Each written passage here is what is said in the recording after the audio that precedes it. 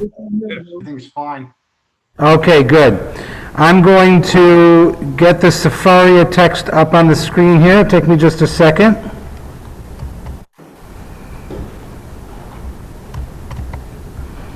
And we'll have to remember where we left off. At the very, we finished 46.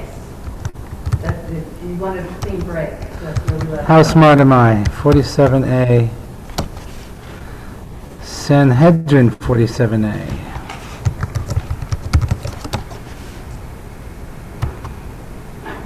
Okay, and then we're going to share screen. We're on a Tashma.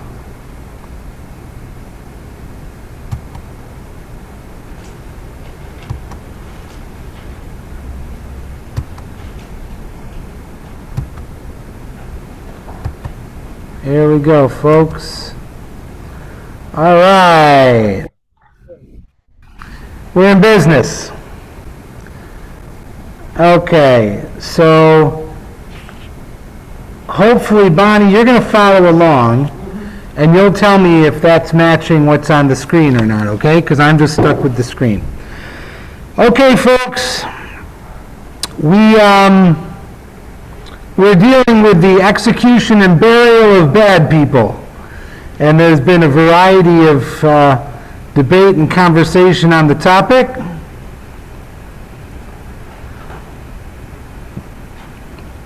And there was a large debate about whether or not we could learn from different passages in the Torah and the Tanakh about whether burial was a mitzvah in the Torah.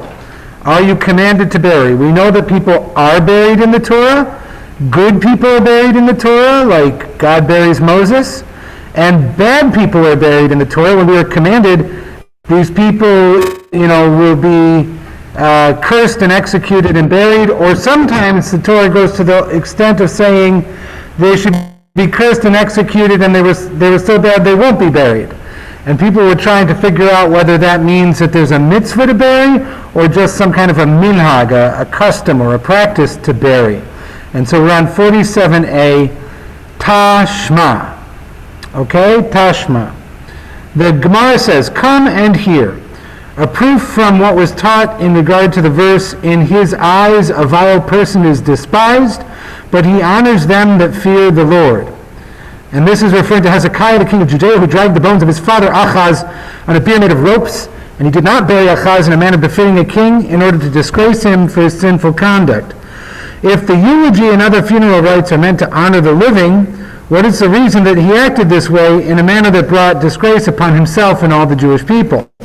So one of the things that they were arguing was burial and eulogies is to honor the dead, or burials and eulogies is to honor the living. And here we have a case of a very good living person with a very bad dead person. And if eulogies and so forth are supposed to honor the living, but you do something disgraceful, isn't that a disgrace for the living? So that's what we're playing with, is trying to figure out whether the eulogies and the burial practices are for the honor of the dead or the honor of the living. The Gemara answers. Now, do I have anybody online who wants to read? Francesca's my usual reader. Herb, Herb, would you like to read? Take that as a no. Hello. Hi, Francesca. You're here just in time. Good. I was having trouble getting in. For some reason, the computer wasn't cooperating. So I'm glad at the beginning. Okay, so we just read one line at the top of 47. We reviewed, remembering that there was an ongoing debate about whether or not burial was a command in the Torah or just a minhag, and whether burial and eulogy is for the honor of the dead or the honor of the living. And the reason we're debating that is because we have cases in the Torah where bad people or good people are either the dead one or the living one, and eulogies and burial are done or not done. And those are the variables of the rabbinic argument to try and learn whether or not it's a mitzvah to bury the dead. So we just said, "Come and hear. In his eyes a vile person is despised, but he honors those that fear the Lord." So that's from Psalms. So a vile person is despised, but he honors those who should be honored. And Hezekiah, the king of Judah, dragged the bones of his evil father Ahaz on a bier made of ropes. And the question is, since Hezekiah was such a good guy and Ahaz was such a bad guy, obviously the burial practice that's being not done here for disgrace is disgrace to the bad guy. So you would think burial practices don't have anything to do with the living, they're all about the dead. So the Gemara is going to answer that, and Francesca is here just in time to read. Oh, yippee. Start from the Gemara answers from there? Yes, ma'am. Okay. Hezekiah did this so that his father would achieve atonement for his sins through his disgrace. The Gemara asks, can it be that for his father's atonement they would defer the honor of all of Israel, who would have been honored by a proper eulogy for their late king? The Gemara answers, it was satisfactory to the people of Israel themselves to forego their honor for him in order that their former king achieve atonement for his sins. Okay, so the Gemara says Hezekiah did this disgraceful thing for his father for atonement, that his father's body or bones being dragged through the streets in a disgraceful manner somehow made atonement for his sins. And there is running through this whole passage a concept that suffering in death is a form of atonement. That is not a uniquely Christian concept. Obviously, they took it to a higher level in many ways, but in Judaism we do have this concept that your death can be an atonement for sins, and in this passage it's not only your death, but what happens to you after your death. And if it's disgraceful or if it's a form of punishment, that could still be atoning for your sins. So can it be that for his father's atonement they would defer the honor of all Israel? I mean, they're dragging the king of Israel through the streets dead. That's a disgrace to the whole people. Would they really do that to the people just to atone for the king, for one person? And the Gemara says it's good enough that the people of Israel themselves forego their honor for him so that their former king should achieve atonement. So the answer is yes. You could disgrace the people for the atonement of the father. Tashma, come and learn. This Gemara suggests come and hear a proof from the Baraita. Before he died, Rabbi Yehuda Hanasi said to his disciples, eulogize me in the small towns that you pass as you take my body out for burial, but eulogize me only in the larger cities. And if you say that a eulogy is delivered in honor of the living, what difference does it make to him if he is eulogized also in the smaller towns? Gemara answers, he thought that the people of Israel would be more greatly honored through him if they gathered together for the eulogies in the larger cities. Are you going to explain to us why we can't, they're saying not in small towns, only in big places? Right. So I forget which president it was. One of the presidents, his casket was on a train and it was moving through the countryside to his resting place, and they stopped in all these places and there were memorial services along the way. And the question is, do you stop at Secaucus and do you stop at what's the big station in Newark? Penn Station. And then when you get on the line out to this area, there's the Broad Street Station is a big crossover. So maybe you stop at Secaucus and Penn, and maybe Broad Street, but would you really stop in Orange? Would you really stop at Walnut Avenue?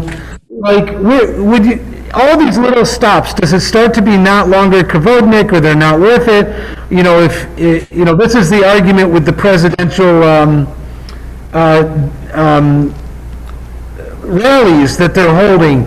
Yesterday I watched, I did the whole thing I'm supposed to do. I watched Fox, I watched PBS, I watched CNN, I watched Al Jazeera, I watched Channel 12 out of Israel, and I watched Reuters.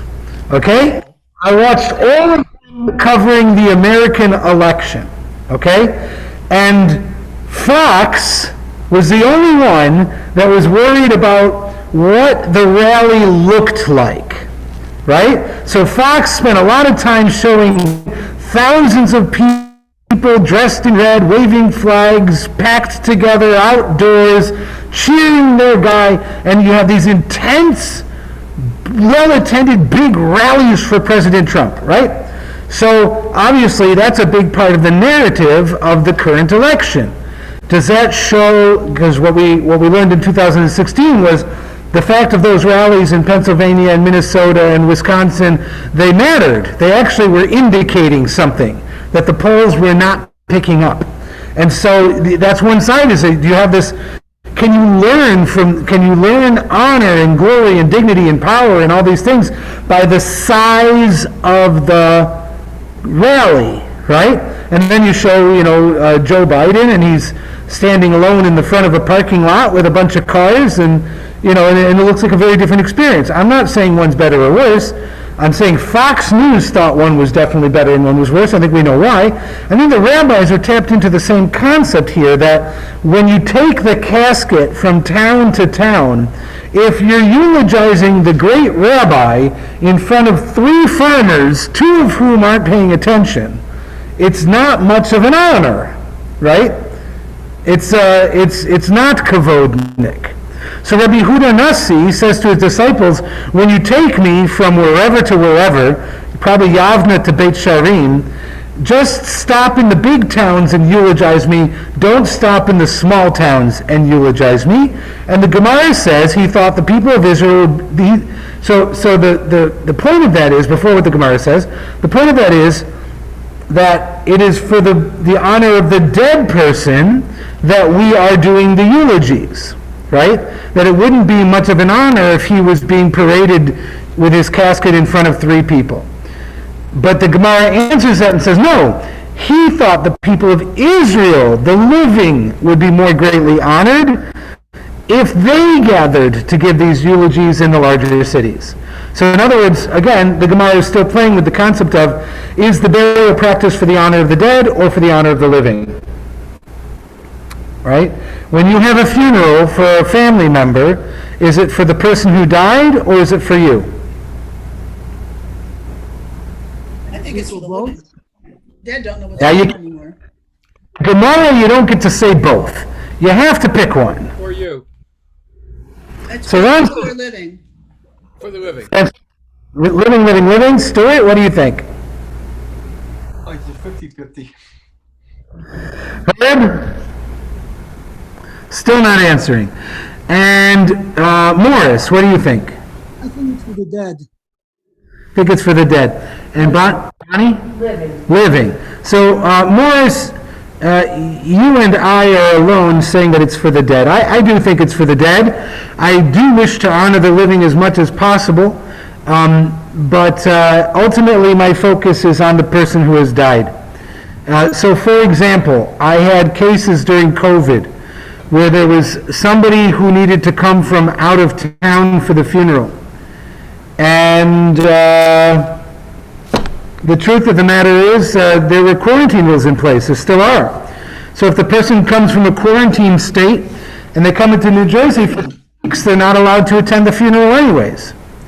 So if it's for the living, that's not a problem. You just wait for 2 weeks when everybody can gather safely.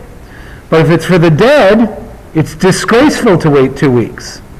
And so what I did is I advised people, you're not able to be together anyways during the quarantine, you might as well stay where you are and join us on Zoom. And I had many people who did that.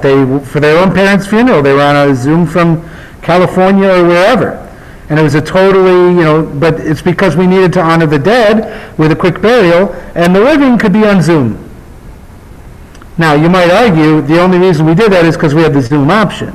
If we didn't have the Zoom option, we would have delayed, and we often do delay 2 or 3 or even sometimes 4 days for a child to get back from overseas or something for a burial.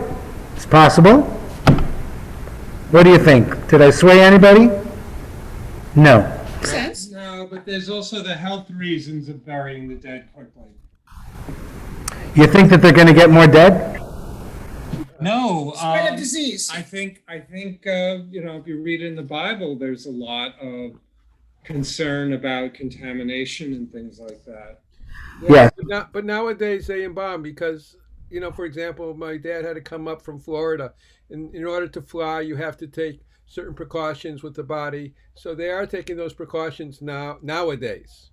I agree with you. In the olden days, there's a different attitude. But nowadays, like... Yeah, I It's mean, as big an issue. so during COVID, this is the other thing we had.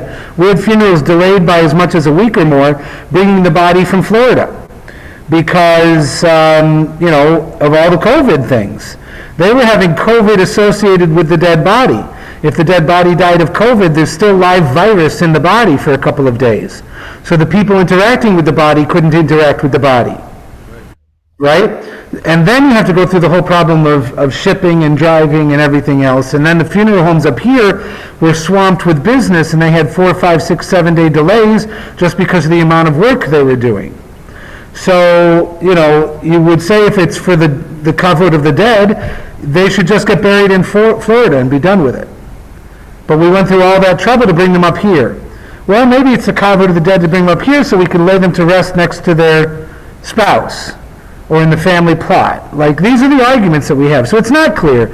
At the end of the day, it's a false dichotomy. Stuart's right. It's both this and that. But the Talmud doesn't like to say it's this and that. The Talmud likes to argue it's this or that. And that way we get to talk about more things. All right, another Tashma. Come and learn. Go ahead. The Gemara suggests, come and hear a proof from the Mishnah. If one left his deceased relative unburied overnight for the sake of his honor, in other words, in order to bring him a coffin or shrouds, he does not transgress the prohibition of his body shall not remain all night. What is it not referring to the honor of the deceased? The Gemara answers, no, it is referring to the honor of the living relatives of the deceased. So someone's just being stubborn now, basically. The Mishnah clearly is talking about the needs of the deceased and the honor of the deceased, the reason to delay, and the Gemara, the stam of the Gemara, the anonymous editor is just saying, no, even that's for the honor of the living. Right? Mishum, the Gemara asks. But can it be that due to the honor of the living, they allow the deceased to remain unburied overnight? Yeah, like, is it for my honor that my mother's lying out on a shelf? Come on. Gemara answers yes, as when the merciful one states, his body shall not remain all night upon the tree. What? But you shall bury him that day. What's the body going to do on the tree? I don't understand that. It teaches that the prohibition applies only to cases similar to that of a person. Francesca, that's the case of the executed person. And the tree is like the gallows. Right, now I understand. It's commanded not to leave his body up on the gallows all night, but bury him that day. It teaches that. Go ahead. Listen to that day. It teaches that the prohibition applies only to cases similar to that of a person whose body is hung after his death, who suffers degradation when his corpse is left hanging overnight.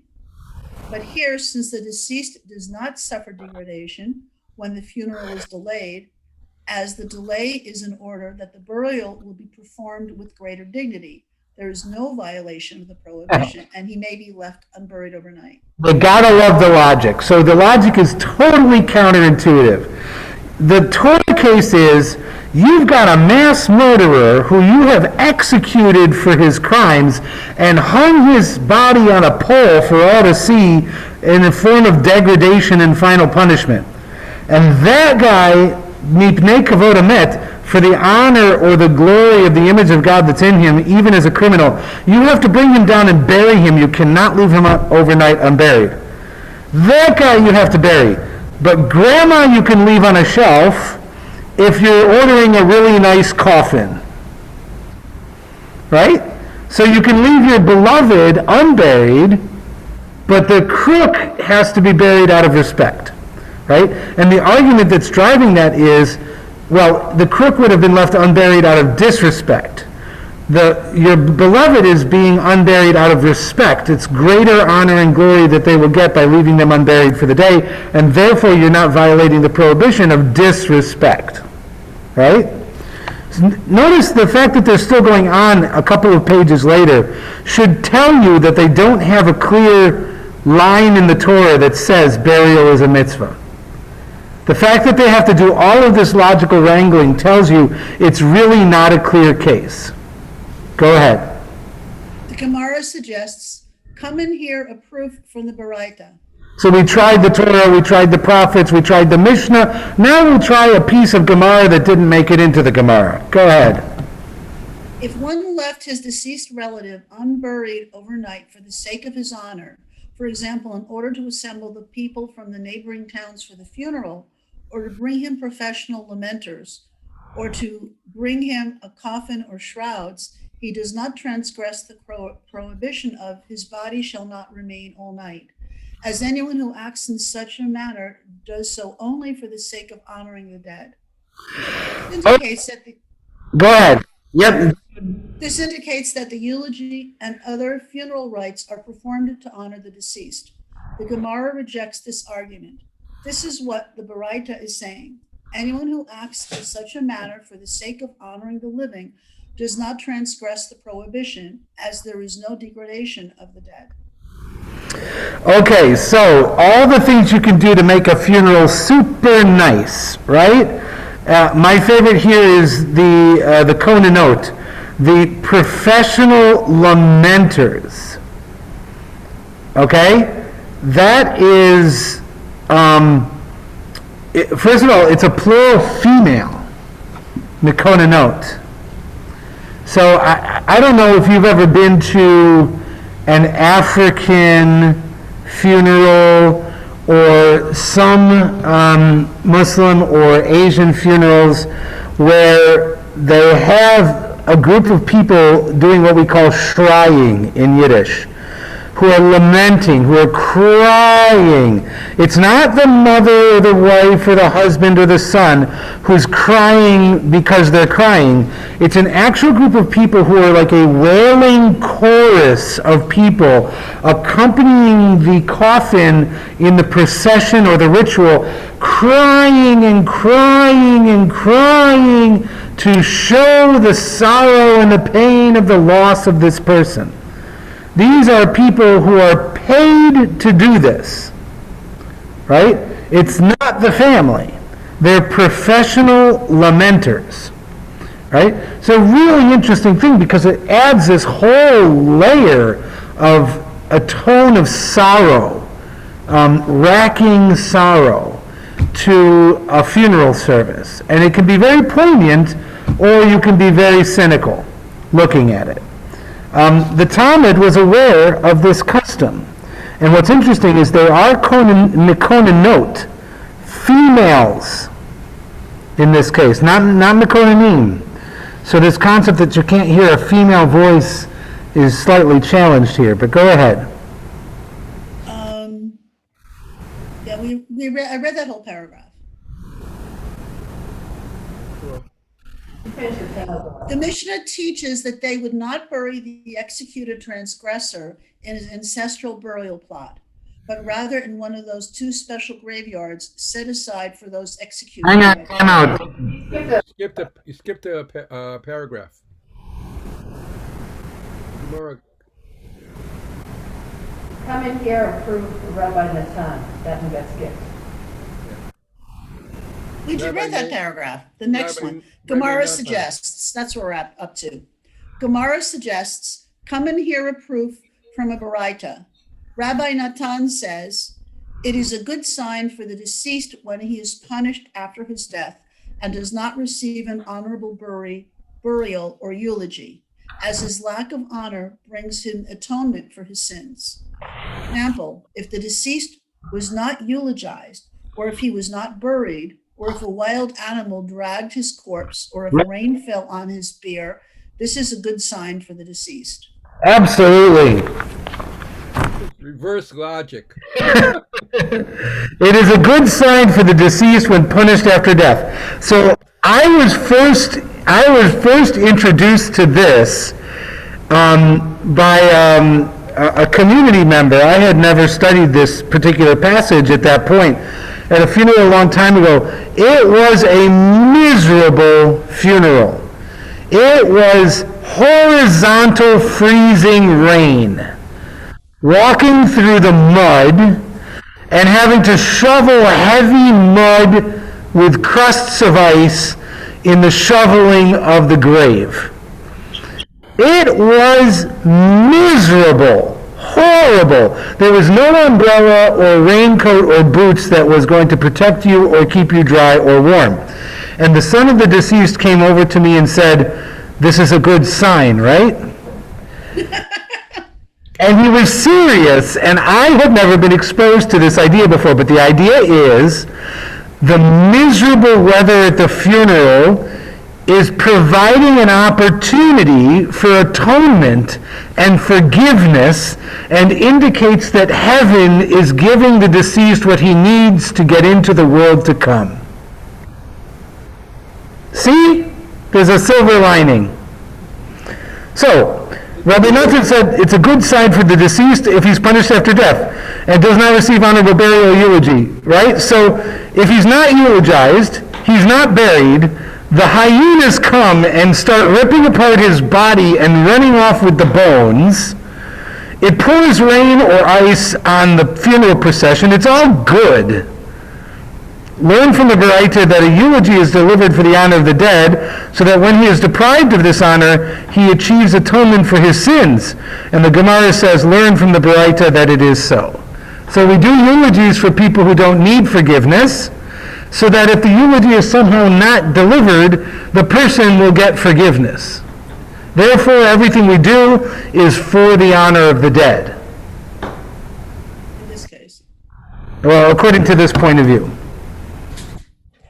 Now, So this one is, so just, Rabbi, so this one is saying that if the person is a wicked person, so you can still bury him because you need to honor the body, but you don't need to do a eulogy. You just...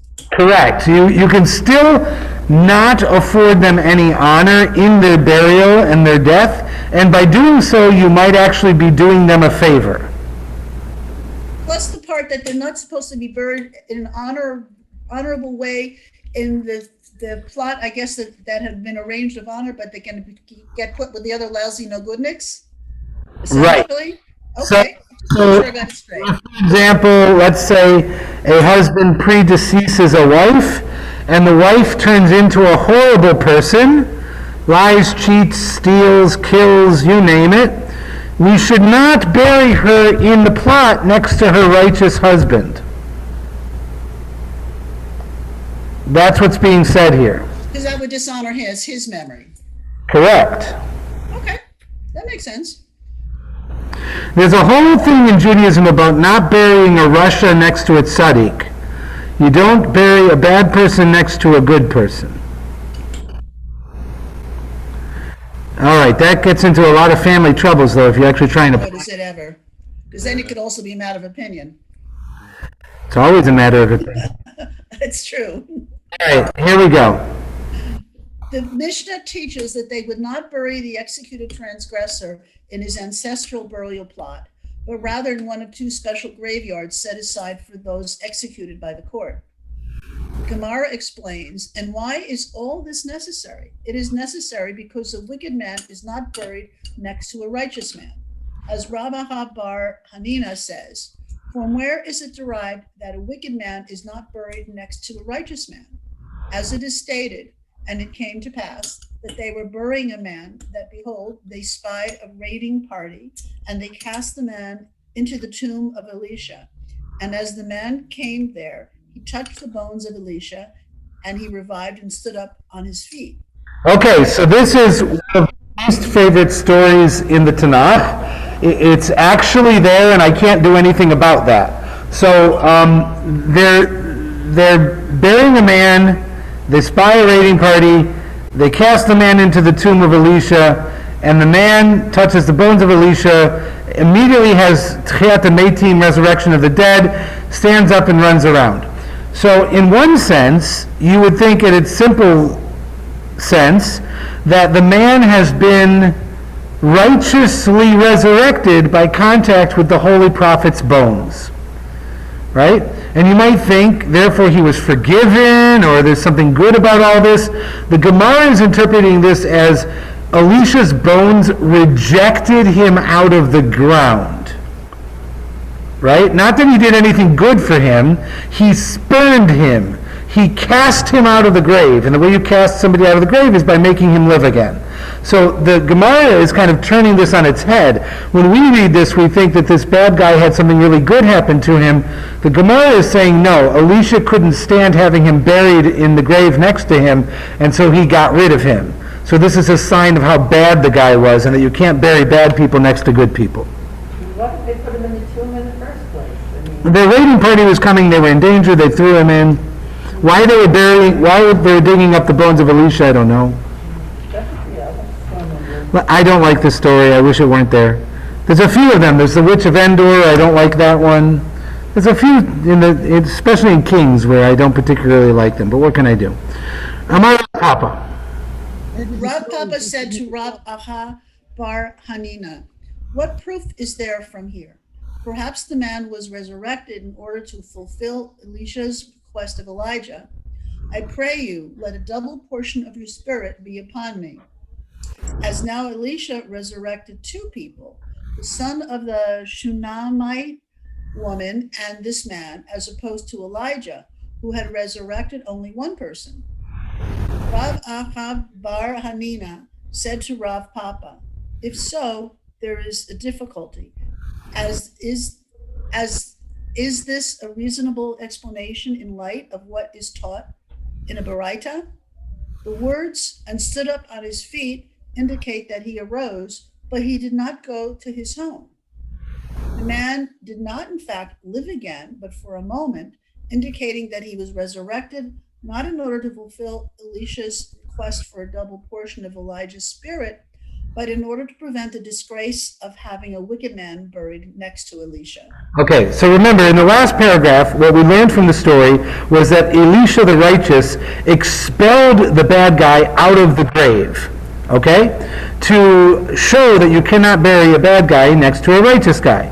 Rav Papa says that perhaps the man was only resurrected to fulfill the promise made to Elisha in his lifetime, that he would have a double portion of spirit.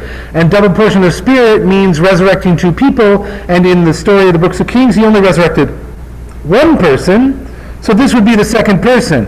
So it has nothing to do with whether he is righteous or not. Anybody who would have been dropped in the grave at that point, Elisha would have resurrected in fulfillment of a prophecy.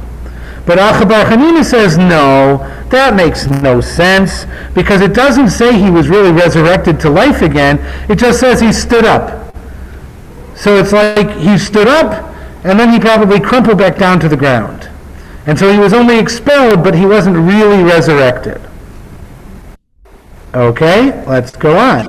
You have this image of some dead creature being spit out from the sea and Right. lands on the ground.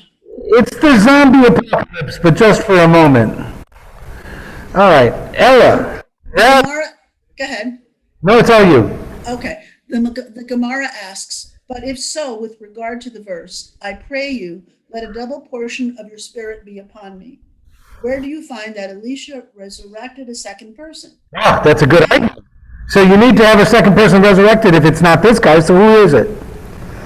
Rabbi Yohanan said to him, "That request was fulfilled when he cured Naaman's leprosy. An affliction," the hand is on top of it, so you can read where the next word is. Thank you. "An affliction that is considered to be equivalent to death, as it is written with regard to Miriam's leprosy. Let her not be as one dead." Okay, so Naaman is struck with leprosy, and the prophet prays for him, and the leprosy is cured. And we know in the book of Bamidbar, at the end of Parshat Behalotecha, Miriam gossips against Moses, and she's struck with leprosy, and Moses prays for her, saying, "Let her not be like one dead," and the leprosy is cured. So leprosy is like death, they say. And so the second person that he resurrected, since there isn't a second person he resurrected, is going to be Naaman, who had a condition that's kind of like death. Strong argument or weak argument? Weak argument, right? But it's a weak argument about a question that nobody really cares about. So that's okay. Move on. The Mishnah teaches that two graveyards were established for the burial of those executed by the court. One for those who were killed by decapitation or strangulation, and one for those who were stoned or burned.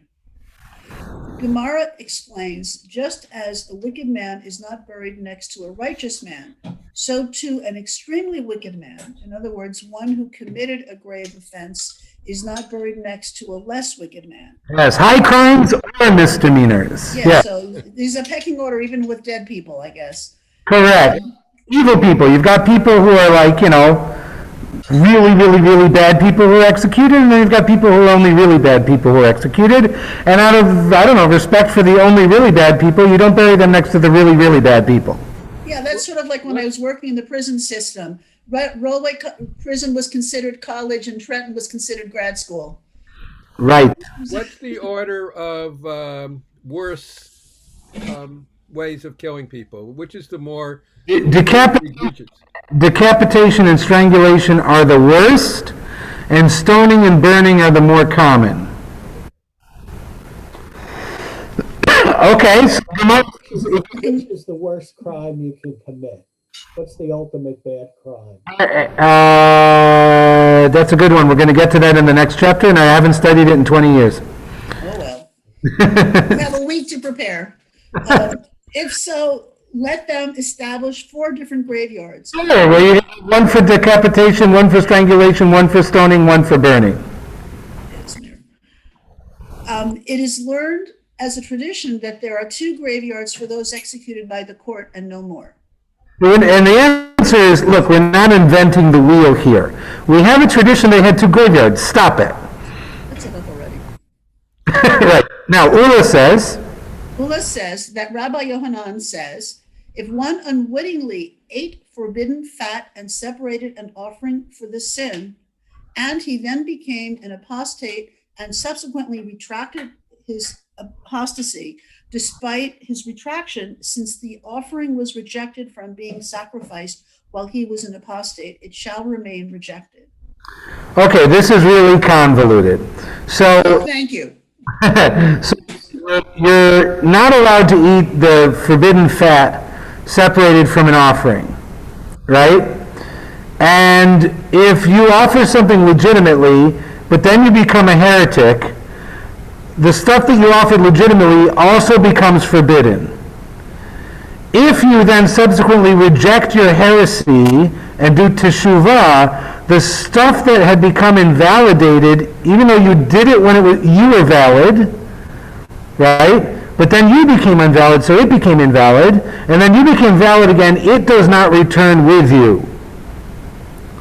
Okay? Still Okay. take. All right, so you ate forbidden fat when you were a good person, and you separated an offering as a sin offering for that while you were a good person, and then you became a bad person, and your offering becomes forbidden. And then you become a good person again, your offering remains forbidden. I can hear it. We good there? Yeah. Okay. That just that particular offering. That particular offering that became disqualified because of your heresy does not return to being qualified just because you did tshuva. Go on. It was also stated that Rabbi Yirmiyah says that Rabbi Abahu says that Rabbi Yohanan says, if one unwittingly ate forbidden fat and separated an offering for the sin, and he then became insane, that's interesting, and later he regained his sanity, the animal that he had dedicated as a sin offering may not be sacrificed. Again, you went from the category of someone who can offer sacrifices to the category of someone who cannot offer sacrifices, and then you got better. The thing became disqualified with you and does not become qualified with you on the other end. Go on. Since the offering was rejected from being sacrificed while he was insane, it shall remain rejected. So is the idea that because he's not of sound mind, he can't be doing it rationally, so that's why it's not valid? Correct. Okay. Should I keep going? Sure. Okay. The Gemara. Let's try and do a modern example. Okay. So let's say that I am of sound mind and body, okay? And I tell somebody verbally that I'm going to enter into a business dealing with them. But I haven't finalized it. And then something happens and I'm no longer of sound mind and body. I get determined to be not of sound mind and body. And the court disqualifies the deal that I had not finished because I'm no longer capable of finishing that deal. Okay, so that happened. The court ruled. And then I get better. And the person that I originally offered the deal to comes back and says, okay, now, I want the deal. You offered me the deal, you're better, give me the deal. And I say, no. Totally acceptable. Once that deal was disqualified, it can no longer be qualified unless I redo the whole thing. Right? So it can't be forced upon me. It's no good. Once it's no good, it's no good. Does that make sense? Mhm. Yeah. Yes. All right, the Gemara explains. And it was necessary for Rabbi Yohanan to teach us this halakha in both cases, as had he taught us only the first halakha with regard to the apostate, I would say that only in that case is the animal rejected forever, because the owner actively rejected himself when he became an apostate. But in this case of insanity, where the owner was rejected automatically, not of his own choice, I would say that he is considered as one who is asleep, so that as soon as he regains his sanity, his offering is once again fit.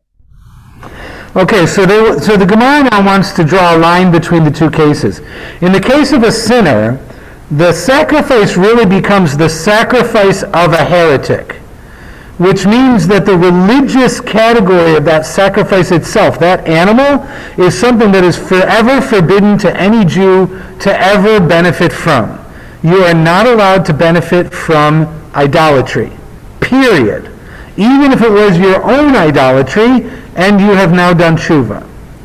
As opposed to somebody who is insane, the animal never entered this other category of idolatry. It just wasn't something you would enforce because you don't steal candy from a baby. Right? You don't take advantage of people. The person can't seal the deal because they don't have the ability. But the animal has not moved into a forbidden category the same way. Does that make sense? Well, the animal's the same. It hasn't done anything different. It's just being an Well, animal. in the case of heresy, the animal's the same too. But if I say that I dedicate this animal to the Canaanite god Baal, right? It doesn't matter whether or not there's really a Canaanite god Baal. That act of heresy has invalidated that animal from ever being offered as a sacrifice, and quite frankly, from ever being sold, from ever being slaughtered and eaten by any Jewish person ever for the rest of time. You can't even give it away to tzedakah to a non-Jew because you derive a benefit from that. It's idolatry. I know, it's unfair to the animal. The poor animal, we really should let it be killed. It would be so much nicer. Yeah, the animal has won the lottery in this scenario, right? The animal gets to be fed and grazed for the rest of its life with no threat of sale or death or danger or anything. The animal is like, animals want all of their owners to do this. Right? This is clearly not aimed at deciding what's good for the animal. All right. And go on. Can I ask a more question? Go ahead, Morris. You know, they say you're not supposed to drink wine that was touched by a non-Jew. This has to do with idol worship? Yes. I don't hold by this, but there is an area of halakha which is has to do with wine that's mivushal and wine that is not mivushal.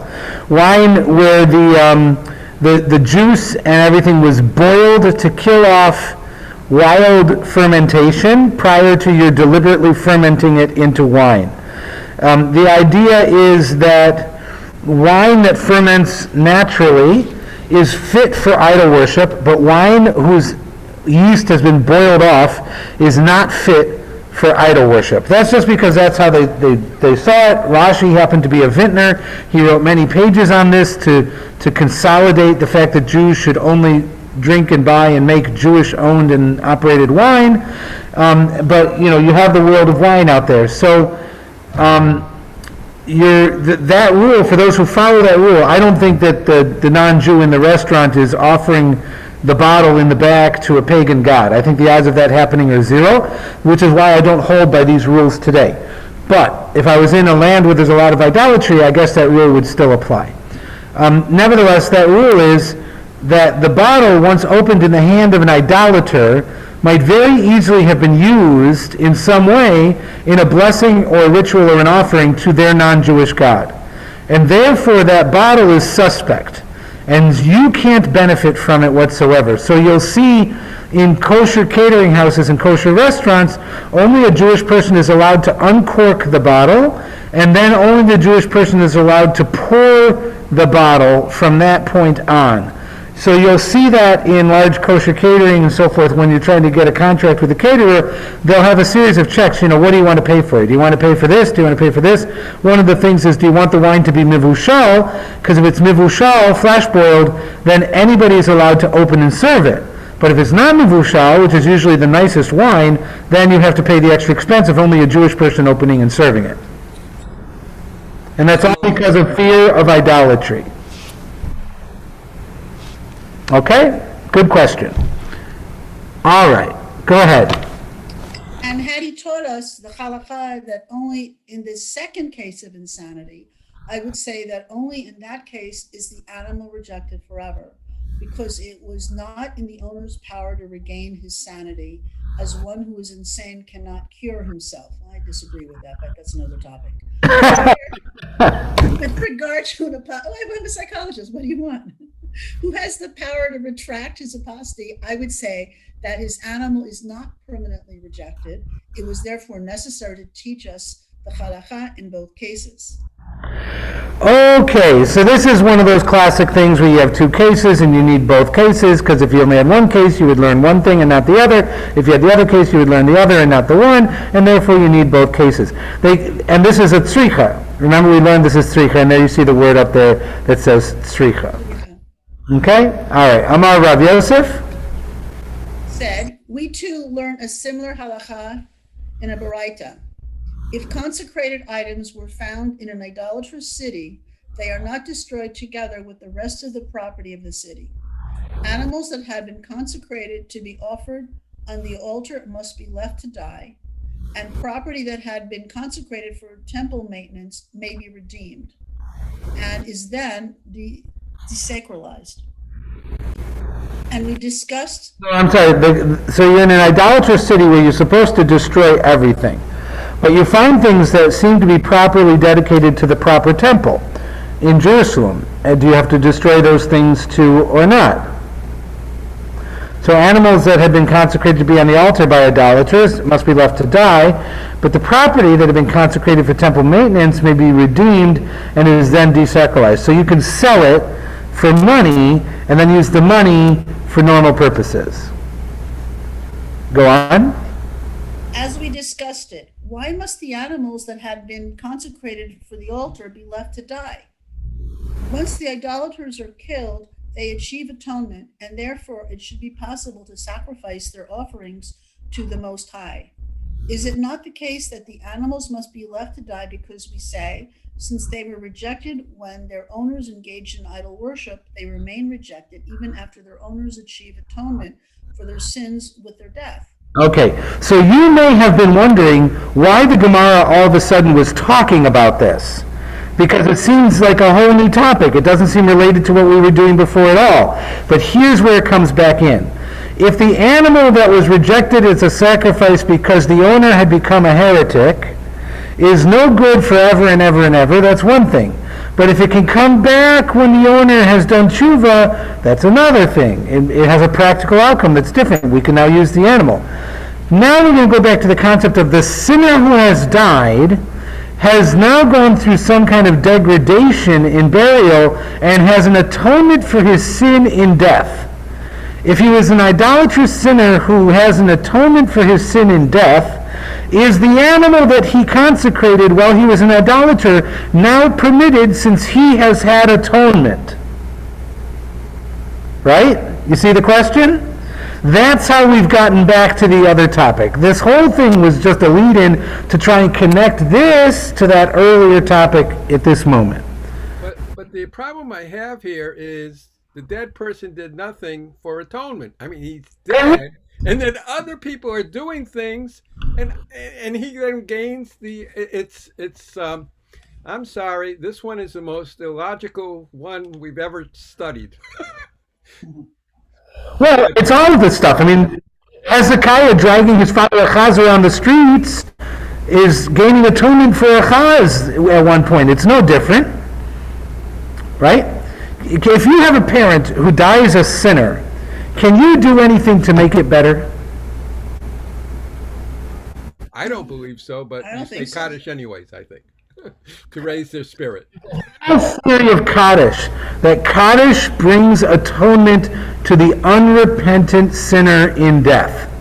That by you standing for Kaddish day after day after day, the sins for your mother or father or sister or brother or wife or child or husband are somehow mitigated. Because at least they inspired in the world the righteous behavior of Kaddish, so they can't be all bad. Right? So that's a theology of Kaddish. I don't know if that's a theology of Kaddish that you share, or whether you do Kaddish because it's how I mourn. Personally, I do Kaddish because it's my obligation, and I think it's for the living.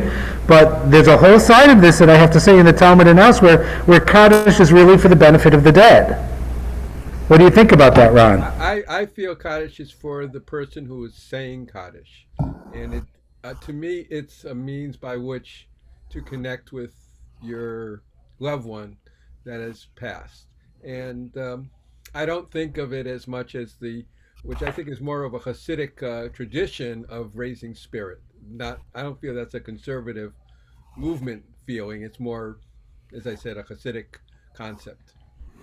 Rabbi asked if a public course on Kaddish a number of years ago, several sessions, but he mentioned, also helping to get that was part of the class. That is a classical view of Kaddish and theology, Ilui Nishamot, the uplift of the souls in the world to come as a result of the behaviors in Kaddish of the people living here. It's a powerful teaching. It is mainstream Judaism. It is very traditional.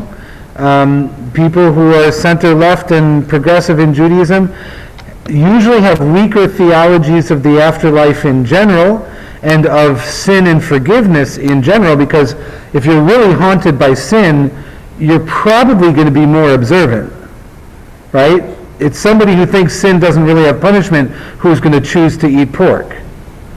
Right? They're either going to say, I get to choose that none of these things are sins, or even if they're sins, I don't think God cares, right? Or even if God cares, it's not going to have a negative outcome on me because of all the other good things I do in life, right? That tends to be somebody who's not really running around worried about sin. That's somebody who is doing good things, making their own choices, all that kind of stuff. So a traditionally minded person is typically going to have this concept of sin and forgiveness and judgment and the world to come and the soul and Kaddish and prayer and so forth. It's a package deal, right? Okay, we have 3 paragraphs to go on this page, so let's see if we can get them done. I got to move on. Abaye said to Rabbi Yosef, do you maintain that one who dies in his state of wickedness without repenting achieves atonement?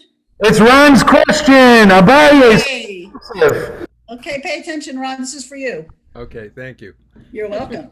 This is not the case, as one who dies in his state of wickedness without repenting does not achieve atonement, as Rav Shemaiah taught in a Baraita. The verse states with regard to the priests, there shall none be defiled for the dead among his people, but for his kin that is near to him, for his mother and for his father.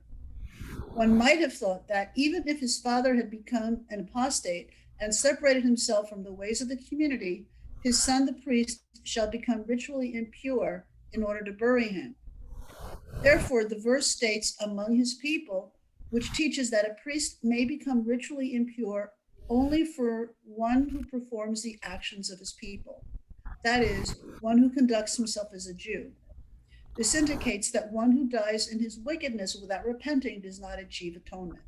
Oof, that's harsh.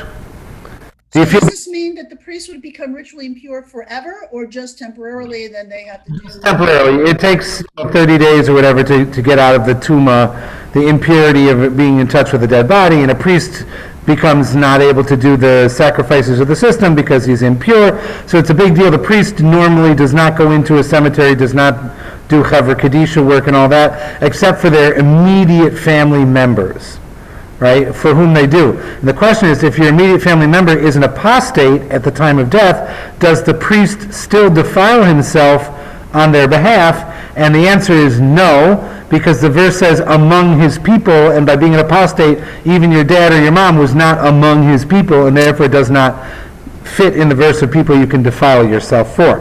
Ron, do you feel better now?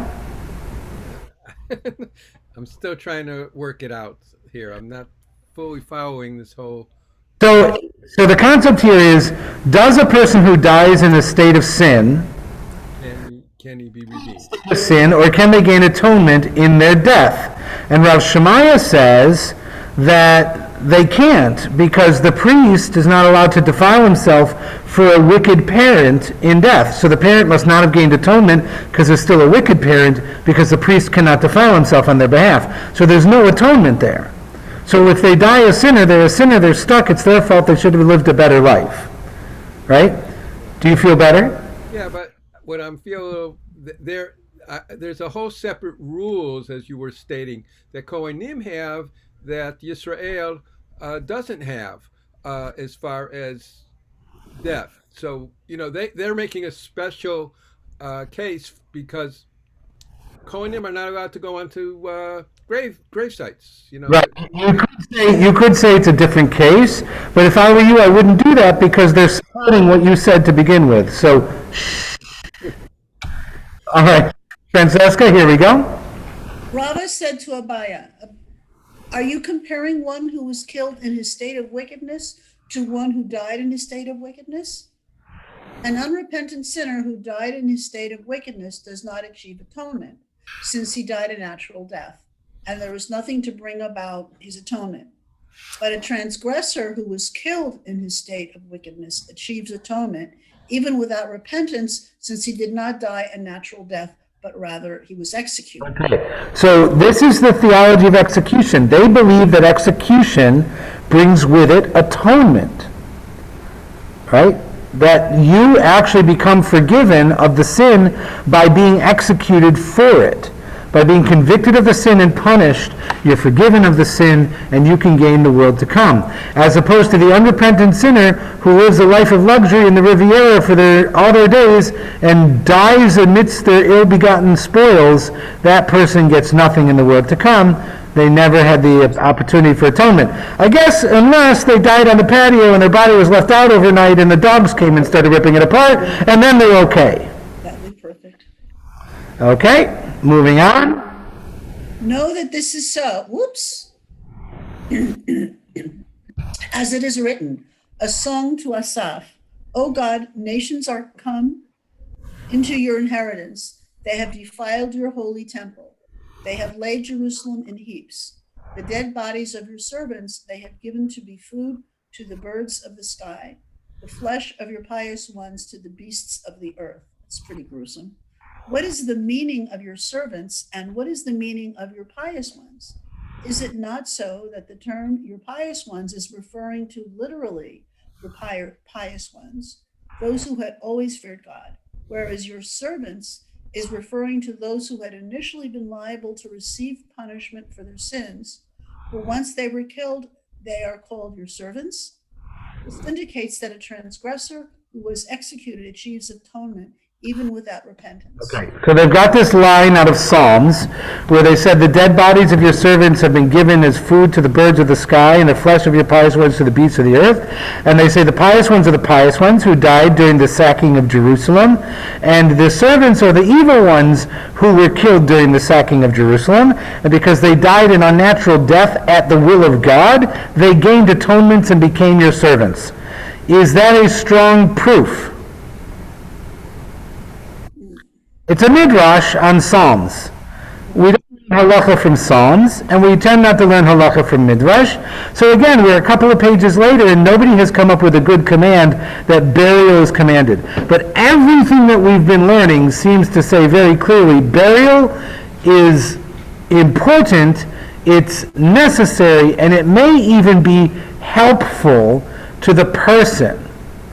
And doing anything other than burial seems to indicate that the person is not only a bad person and therefore not buried, but they're a bad person who needs forgiveness. And that's why they should be disgraced by not being buried. Right? All right, we're at the bottom of 47a. We will start with 47b next.